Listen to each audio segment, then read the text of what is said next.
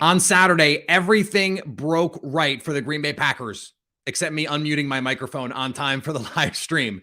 And then the Packers went out and got the biggest win of their season. They are still in the mix in the NFC. They beat the Dolphins 26-20. We are live on YouTube to break it all down. It starts right now. You are Locked On Packers, your daily Green Bay Packers podcast. Part of the Locked On Podcast Network, your team every day.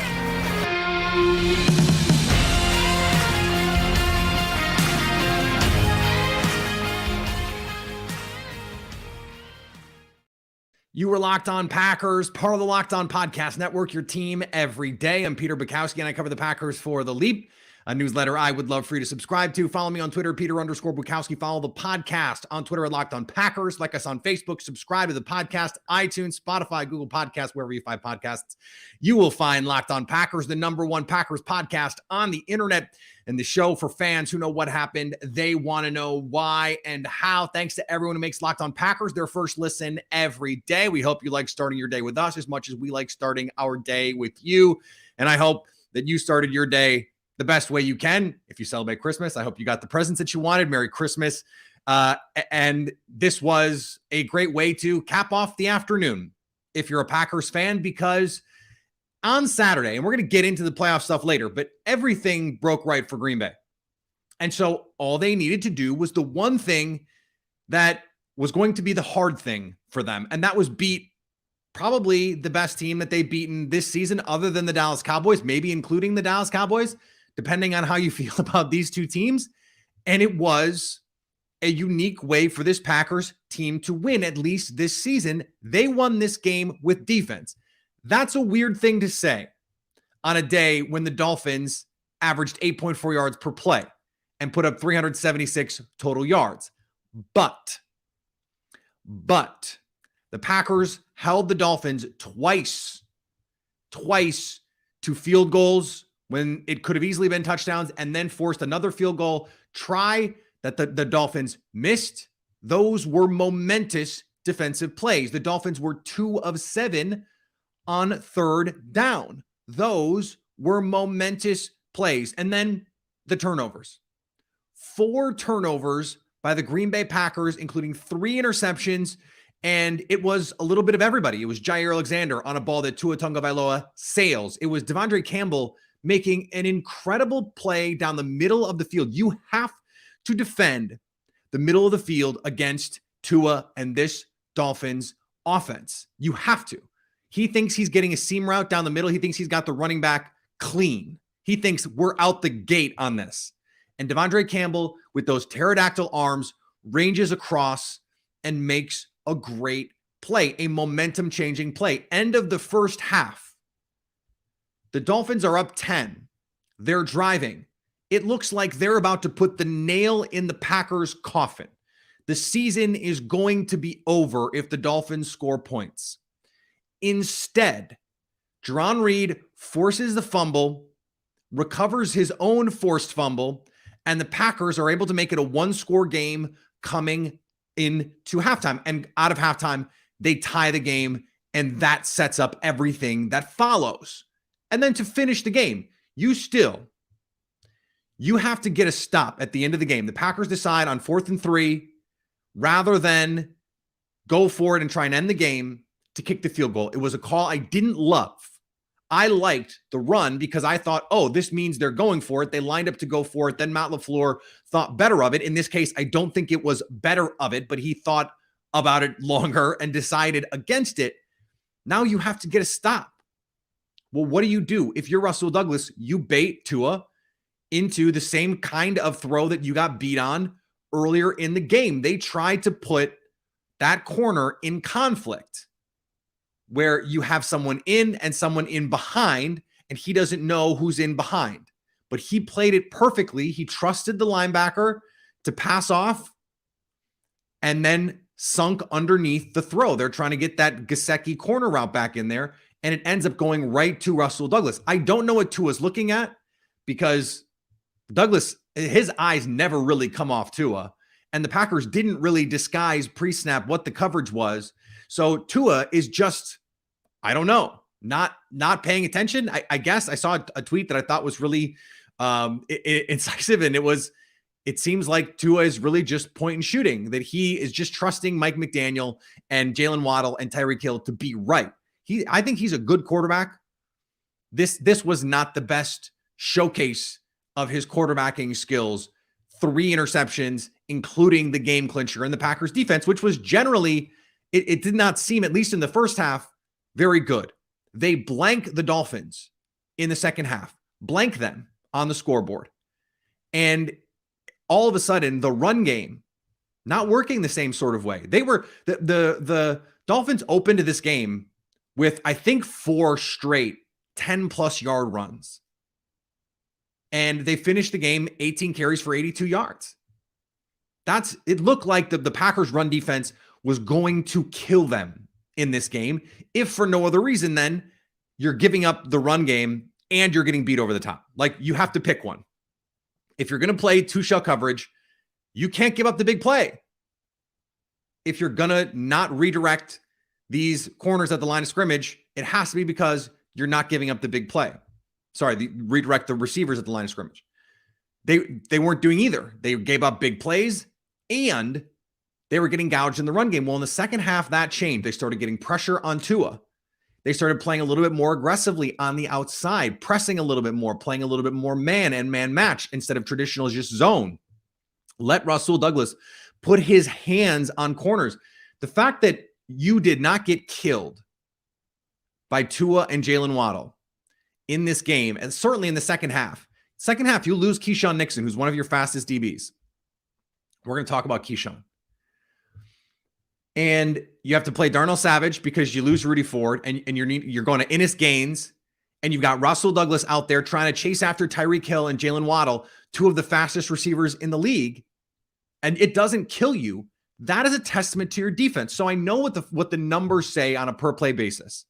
But in the second half, when the Packers needed to mount this comeback, and when they needed to, when they score, get a stop so you don't give all the momentum and the energy in the building right back. And there were a lot of Packer fans, credit to Packer fans, they invaded South Beach. It was loud when the Packers did good things. You did what you needed to do defensively, especially in the second half. You kept the train on the tracks, and then you made the momentous plays. The thing about this team is, and I said this in the first half, Aaron Rodgers airmails a throw. We're going to talk about Aaron.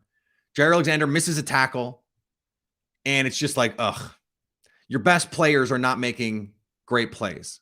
Then in the second half, Jair Alexander, interception. Devondre Campbell, all pro last year, has not been that this year. Interception. Rasul Douglas, a down year off of last year. Interception. The guys that have not been playing to their standards came through in a big way. And then the special teams. Now, I know Keyshawn Nixon, he tweaks his groin in this game. That is a bummer. What a star on special teams. What an incredible player. The word that just keeps coming to my mind over and over and over is a revelation. Keyshawn Nixon has been a revelation as a return man. He has been the best returner in 20 years for the Green Bay Packers. Certainly kick returner. Micah Hyde as a punt returner was really dynamic. The Packers have not had a guy with this kind of juice in a long, long time. You probably have to go back to Will Blackman, although he was also a better punt returner than kick returner. So this is what he's doing is remarkable. And now, remember, the Packers need to win out. In order to do that, it was going to be more than just the offense, because the offense has been good. Since week 10, this is a top 5 offense. But the defense has not been good enough. They won with defense.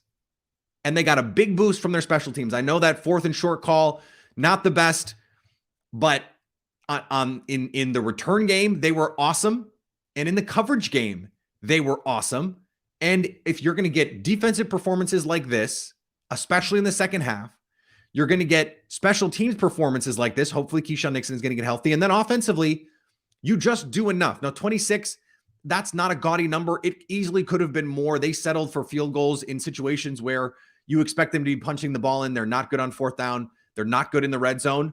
I think some of that stuff is going to work itself out. They try to get a little too cute down there, and they don't just have that guy without Christian Watson who can just go make a play.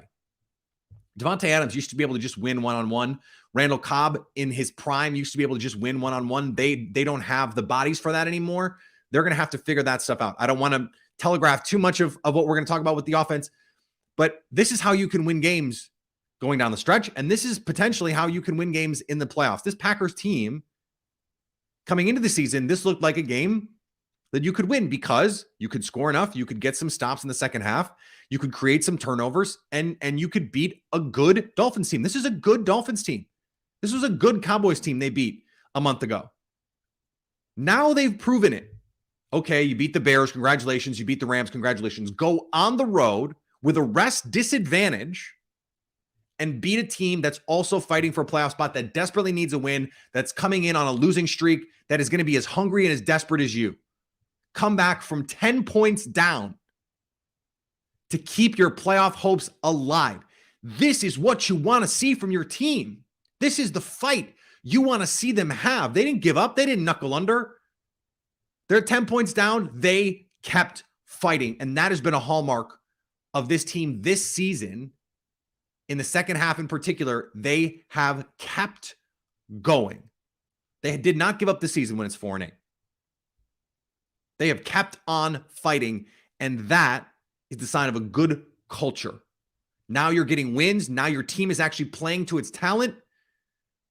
Now you can actually be a dangerous team come postseason time if you can get there. If you can get there. Today's episode brought to you by Prize Picks. Prize Picks is daily fantasy made easy. It is just you and the number, just you and whatever Prize Picks says. Aaron Rodgers, passing yards. Aaron Jones, rushing yards. Aaron Jones, we're going to talk about Aaron Jones. Not a big factor in this game until the end, had a huge run at the end. You decide if you think those players are going to overperform or underperform the Prize Pick projection. Easy enough. You pick a couple, and you can win up to 10 times your money. You can pick any sport you want, basically, because Prize Picks has it all. You like basketball. Cool. They have basketball, soccer, golf, frisbee golf. I don't know. They actually do have disc golf. Seriously. Euro basketball, cricket, NASCAR, esports. It's all there on Prize Picks. Download the Prize Picks app or go to prizepicks.com to sign up and play daily fantasy sports. First-time users can get a 100% deposit match up to $100 when you use the promo code LOCKEDON. So just for being a Locked On Packers supporter, listener, you can get free money at Prize Picks. What could be easier than that? What could be better than that? Frankly, you put in $50, they'll give you $50. But up to $100, they will match that first deposit with the promo code Locked On.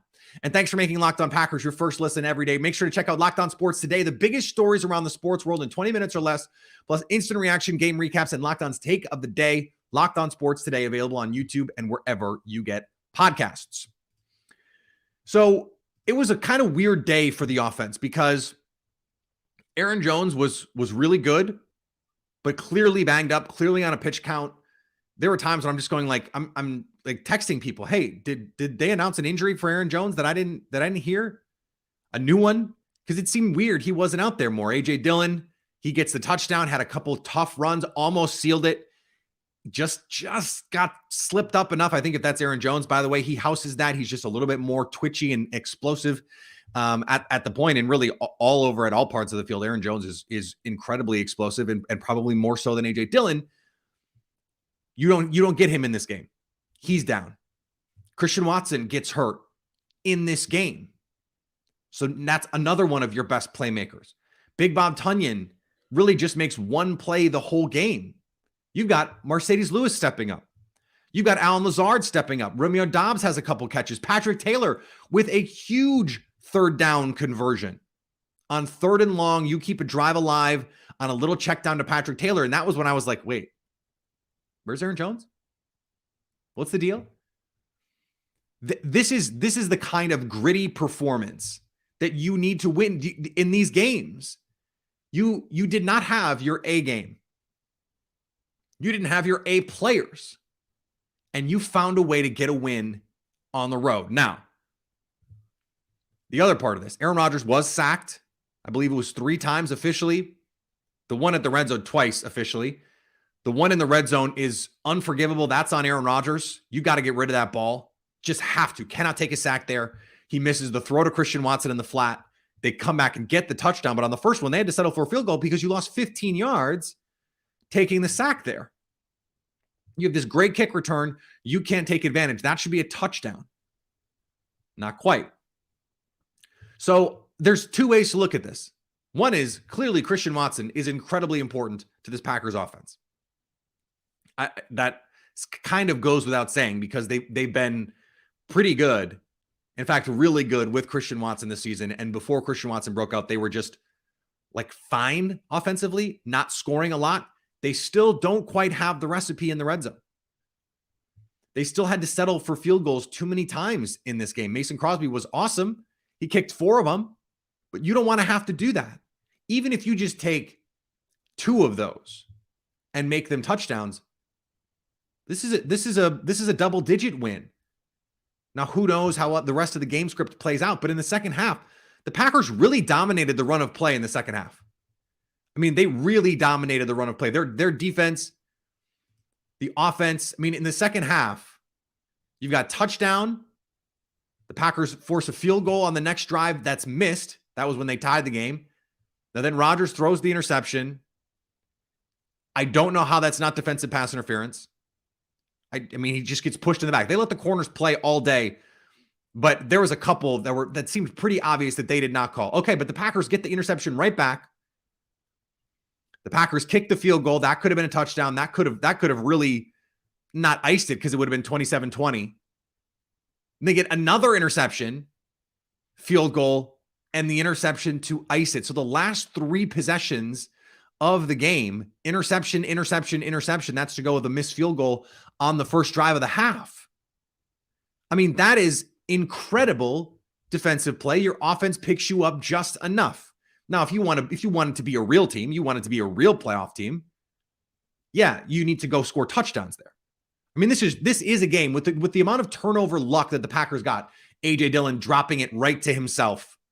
The Packers got some turnover luck in this game. You win the turnover battle 4-1. Maybe you should win a little bit more convincingly.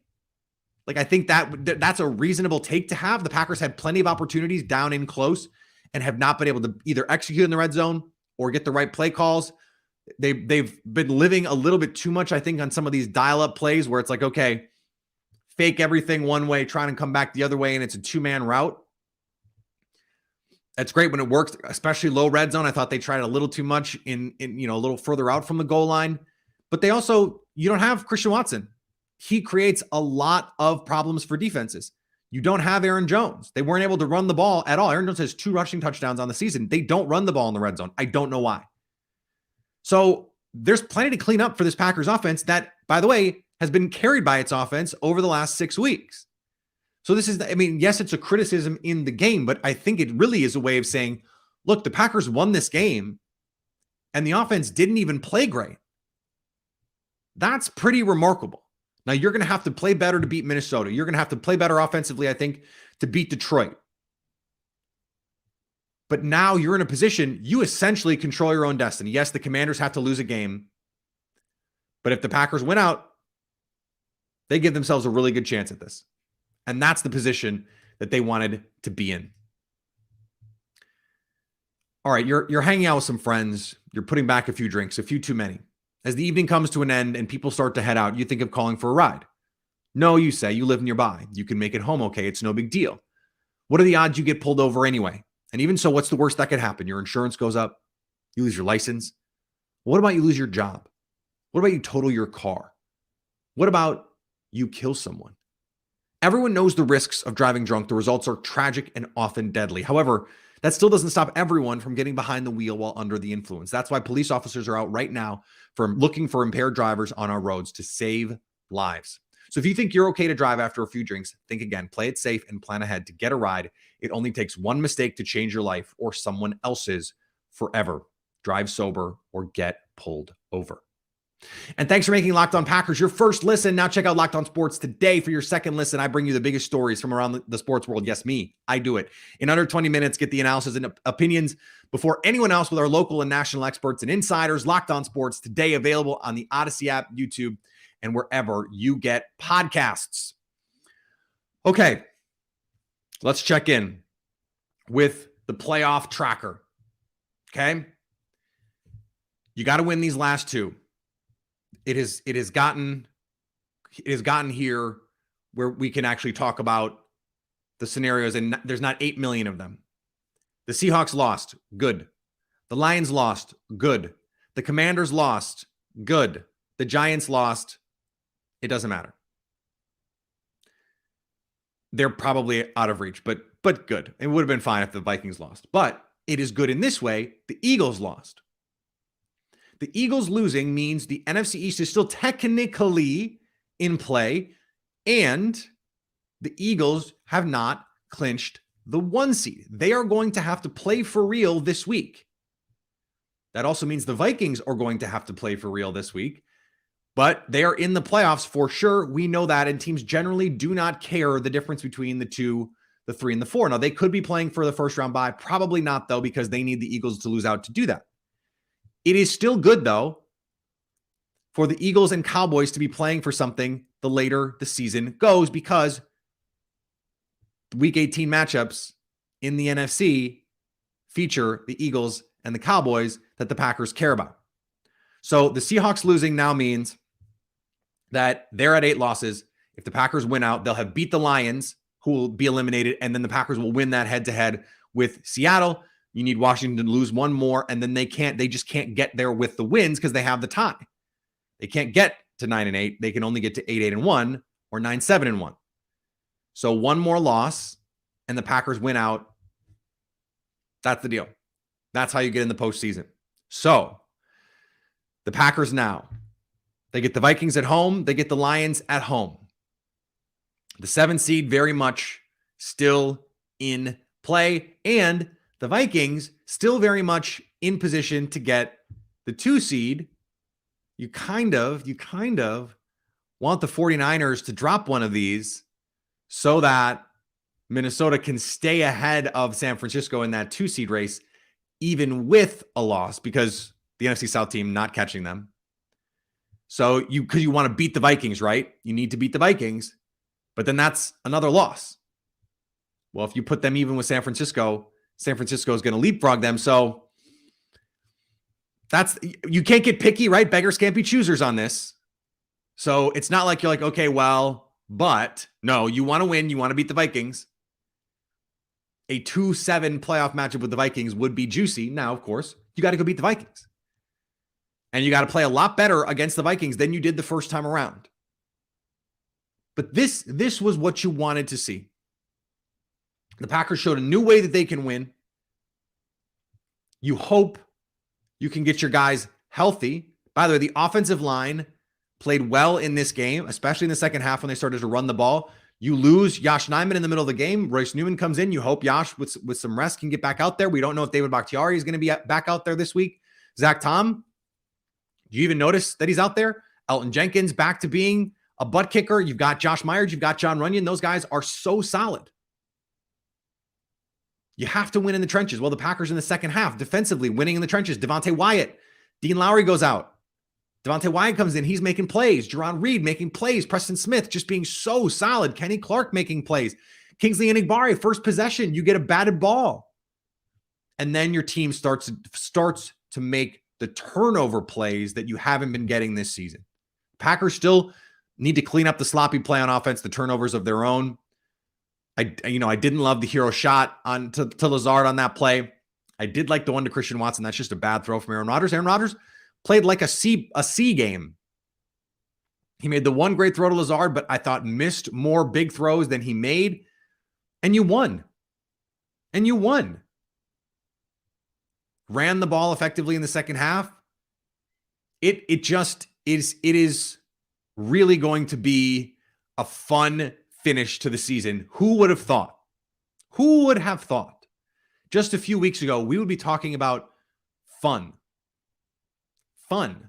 for for this Packers season. The last couple of weeks have been fun to watch this Packers team. It was a chore to watch this team for most of the season. It's fun now. It's going to be really fun to watch them get a chance to play the Vikings and the Lions at the end of the season with a chance to save their season, with a chance to keep their season going, with a chance to make the playoffs. These are now playoff games. And Matt LaFleur has not lost a game in December. Has not lost a game in December as a head coach. Will not lose a game in December this season because the Packers-Vikings is Jan 1. So he is now 15-0 in the month of December as a head coach. He's been the Packers head coach for 3 seasons and has not lost in December yet. So I hope everyone that was going fire Matt LaFleur when this team was 4-8. What is the line? Keep that same energy. It's the second longest streak ever. 15 straight in the month of December. And now the Packers go home to play the division rivals with their season on the line. What could be more fun than that if you love football? All right, we've got a great guest for you tomorrow, Expert Tuesday. Michelle Tafoya, longtime former NFL sideline reporter at NBC, at ESPN. She joined us to talk about Packers playoff memories, and how you stay warm on the sidelines. I was thinking about that after watching the Monday night game. She is great, and we'll have her on Tuesday. Lily on Wednesday. Our crossover Thursday, and a great week to get ready for Packers Vikings. A great week. Follow me on Twitter, Peter_Bukowski. Follow the podcast on Twitter, Locked On Packers. Like us on Facebook. Subscribe to the podcast, iTunes, Spotify, Google Podcasts, wherever you find podcasts, you will find Locked On Packers. And anytime you want to come hang out with us live, like when I wear a Son of a Nutcracker shirt on the YouTube, come hang out with us on the Locked On Packers YouTube page to stay Locked On Packers.